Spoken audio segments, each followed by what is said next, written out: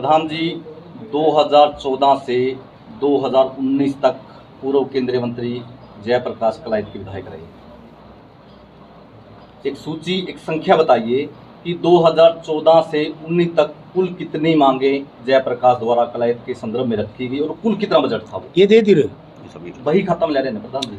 भाई, ऐसे नहीं मिलता। मैंने मेरी मांगे दे दी रही है, सारी मंजूर हो रही है, इसमें 2-3 को छोड़ के। कितना, एक मोटा आइडिया बता दीजिए। हमने गिन ली कि आपकी मांगे 33 हैं। ये मांगे ऐसा है, इसका तुम न्यू करो, ये एस्टीमेट पूछना पड़ेगा डिपार्टमेंट वाइज। मैं एस्टीमेट, मैं सरकार का आदमी थोड़ा, मुझे कौन देगा एस्टीमेट? न्यू मेरा पड़ गया ना, जेपी एस्टीमेट मांगे है, मैं तो आरटीआई में भी गुंदे हुए हैं। प्रधान जी हमने ये सरकार से लेता हूँ। हाँ ठीक है, बिल्कुल प्रधान जी। 33 मांगे आपकी आई हैं, तो एक मोटा सा हिसाब बताइए, क्योंकि यहाँ वही खाते पर बात हो रही है प्रधान जी। मैंने तारीफ छोड़ दी यार, ये तो सरकार बताएगी भाई उनने कितना पैसा इन प्रोजेक्टों पे खर्च किया है। प्रधान जी जो प्रक्रिया है, जयप्रकाश जी द्वारा जो मांग रखी, हाँ बस मेरा तो ये है कि मांग रख दी, बस उन मांगों की फिजिबिलिटी जो रिपोर्ट मांगी गई, उसमें अमाउंट का उल्लेख भी होता है। कुल कितने रुपए की मांग जयप्रकाश ने की? हम कॉपी देंगे जी। है ये बात ये देगा, हम कॉपी देंगे। ये सारी अगर इस पे अमाउंट है जो नॉन फिजिबल रही होंगी या कोई कहीं नहीं बनी, ITI नहीं बनी, कुछ और नहीं बनी, ये काम उन लोगों का है, इससे तो लेनी है तुम आराम से।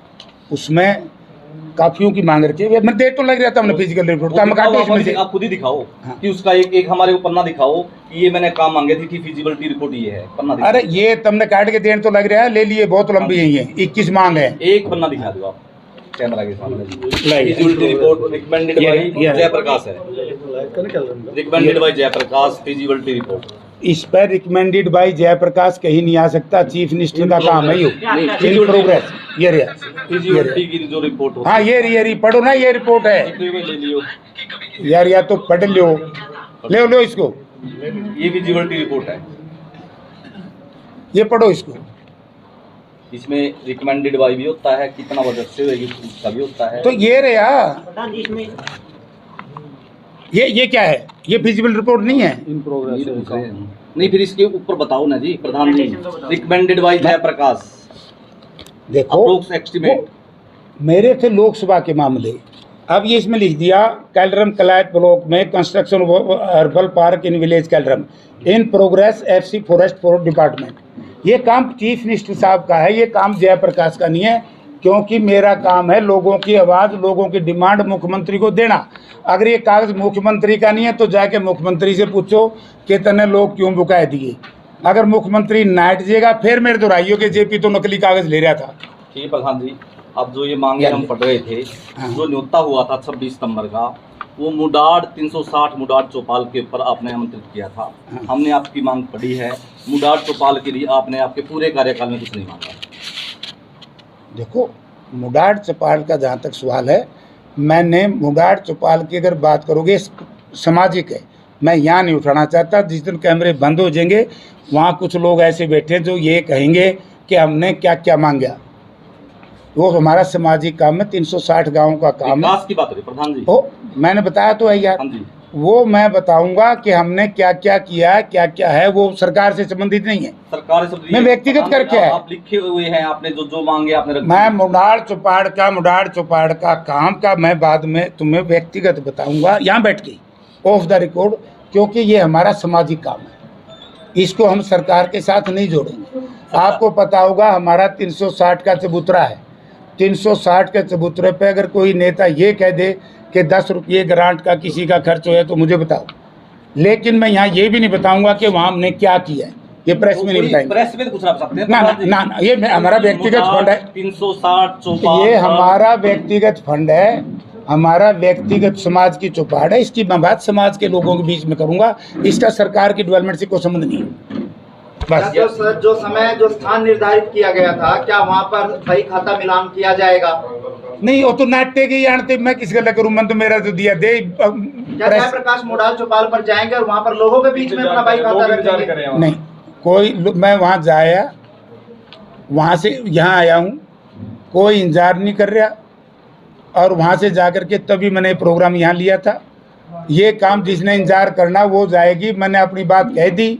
मैं उनके निमंत्रण पर आया था और उनके निमंत्रण पर मैंने डेट दी थी, अब ये उनका काम है, वो बताएं लोगों के सामने। मैं तो यह भी स्वीकार कर लूंगा, मीडिया के सामने बता दे मैंने ये किया। अब कर हमारे नेताओं की हम ये नहीं करें, हम तो आपके विकास कार्यों पर जिक्र करे हैं कि जो मांगे आपने रखी है, जिस प्रकार धर्मपाल शर्मा द्वारा। धर्मपाल से बहस मत कराओ। नहीं, हमने ये बात बताई ना, हमने ये एक एग्जांपल नहीं, मैं देखो, मैं मेरी उल्लेख तो होगा ना ना मेरी 1125 करोड़ रुपए का दावा करते हैं वो तो जयप्रकाश कितने रुपए का दावा करते मैं नहीं दावा करता 10 रुपए का भी, मैं दावा करता हूँ काम करवाने का। कौन से काम? और धर्मपाल से मैं कोई चर्चा नहीं करूंगा, उससे ना कोई बहस करूंगा, क्योंकि वो एमएलए नहीं है। और ये काम जो है चीफ मिनिस्टर ने नहीं करे हो, चीफ मिनिस्टर पे ना हो, मुझे बताओ बाकी कौन क्या कहता दावा। तो हम ये नहीं कहते कि ये जो सरकार की मेरी, अरे सुनो ना, मेरी जो बहस थी वो थी यहाँ की जनप्रतिनिधि के साथ। हम यही वो आ जाए, मन दे दिया, वो अपना दे दो, खत्म हुआ काम। यहाँ बड़ी चौपाल थी 360 मुडार चौपाल, वहाँ आज बहस के लिए आयोजन होना था और न्योते थे आप लोगों के आपस में, तो क्या रहा और जयप्रकाश ने किस माध्यम से अपनी बात रखी आज? देखिए, इसमें कोई दो राय नहीं। मंत्री ने कहा था कि जयप्रकाश तारीख और दिन दे दे, हमने वो दे दिया था। और ये भी इसमें कोई दो राय नहीं कि हमने बड़ी चौपाड़ में करना था, लेकिन जब मंत्री नहीं आई, मुझे अखबार के माध्यम से पता लगा कि मंत्री जी यू टर्न कर गई, वापिस चली गई। तो मैं यहाँ आया, मैंने कल भी कह दिया था कि मैं पक्का आऊँगा। और यहाँ आकर के मैंने जो अपने विकास कार्य लोगों ने मुझे जिम्मेवारी दी थी, चाहे 14 से लेकर के 19 तक की थी, हमने जो विकास कार्य करवाए, और ये कोई किसी की रिकमेंडेशन से नहीं कराए, ये जो एक एमएलए का राइट होता है, जो एक एमएलए का हक है, ये असेंबली में बोल बोल करके मैंने कराई। अब कौन बीजेपी का व्यक्ति, कौन क्या व्यक्ति क्या कहता है, मैं इस बहस में नहीं पड़ता। ना मैं उन लोगों की चर्चा में जाऊंगा जिन लोगों का जनप्रतिनिधित्व से कोई हिसाब नहीं है। मैं हिसाब मांग सकता हूं, क्योंकि मैं जनप्रतिनिधि यहाँ आज से नहीं हूँ, मैं 32 बरस से यहाँ का बख्तन बेबख्तन प्रतिनिधित्व करता रहा हूँ। मुझे आकर के कोई जो जनप्रतिनिधि रहा है, मैं दूसरे जनप्रतिनिधियों कहना चाहता हूँ, चाहे 2009 में हुए वो करो बहस, वो बताएं हमने ये किया। अब जो जिन्होंने विधानसभा का दरवाजा ही देखा, उनके बारे में मैं चर्चा नहीं करूंगा। फिर न्यू तो मेरा निकल आया था कि कितने लोग हैं, बहुत लोग हैं, कोई एक लोग नहीं है। तो मेरा ये था कि यहाँ की जो जनप्रतिनिधि 3 वर्ष पहले लोगों ने चुन करके भेजी है, वो अपना दायित्व निभाने में पूर्ण रूप से असफल रही है। क्योंकि सबसे महत्वपूर्ण काल था कोरोना, जब पूरा देश एक भयंकर महामारी से जूझ रहा था, और कलैत विधानसभा क्षेत्र का एक आदमी ये बता दे कि भारतीय जनता पार्टी का छोटा सा कार्यकर्ता भी किसी के दुख में सुख में शामिल हुआ हो तो मुझे बता दो। सैनिटाइजेशन करी हो, सैनिटाइजर बांटे हो, खाने का इंतजाम किया हो, रहने सोने का इंतजाम किया हो, से असफल है। और मैं ये कहना चाहूँगा कि आगे भी जो हमारे प्रोजेक्ट हैं, कलायत में एक अधूरा प्रोजेक्ट है जो सबसे ज़रूरी है, नहीं टाउनशिप, मंडी टाउनशिप, और रहने के लिए हुड्डा का एक सेक्टर होना चाहिए, ताकि आज कलायत में ठीक प्रॉपर व्यवस्था नहीं है। अगर सरकार एक हुड्डा का सेक्टर काटे तो लोगों को रहने की सुविधा एक मिल सकती है। मंडी का जो अधूरा काम है उसको पूरा करवाएं। जखोली जैसी जगह पर जो ITI का काम अधूरा है उसको पूरा कराएं। जो इस इलाके में पिछले 2 साल से लगातार बाढ़ आ रही है, क्या मंत्री ने कभी इस बात को सोचा है? मैं जब MLA था, आपको एक बड़ा भारी प्रूफ दूं, और धर्मपाल उस गांव का रहने वाला है, अपने खरत पांडो के बीच में, उसमें चौसाड़ा के बीच में नरवाज रजबात और अब डूबता था, मैंने अंडरग्राउंड ड्रेन बनवाई थी। क्या 2 साल में यहाँ की विधायक ने, मैं कहना चाहूँगा, इतना सैकड़ों हज़ारों एकड़ का रकबा बर्बाद कर दिया?